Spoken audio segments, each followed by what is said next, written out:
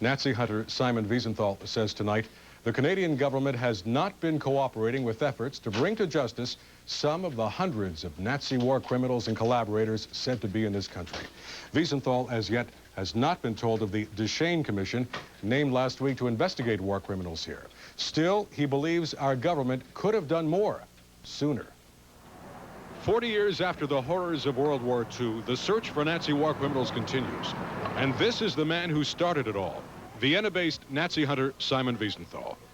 Journalist-author Saul Littman is the Canadian representative of the Wiesenthal Center.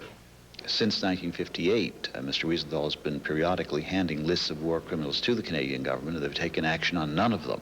The latest list Wiesenthal sent to Canada contains 28 names of former SS officers believed to be in this country. These are people who worked the death camps in Hitler's so-called final solution. We had a copy of that list, and one evening, just for amusement, we tried to see how many of the names we could spot in the Toronto telephone directory. And we found about 14 of them. In the early 1980s, when I wrote this article exposing Nazi war criminals in Canada, I spoke to Simon Wiesenthal, who told me as many as 1,000 suspects were living here. That figure has since been raised to 3,000, and because the Canadian government has taken little action, Wiesenthal refuses to set foot on Canadian soil. As far as options go, I think we ought to employ all options. Those options include extradition where possible, revocation of citizenship, or the holding of trials here. For those who say abandon the search for war criminals and forget their atrocities, Littman has this response.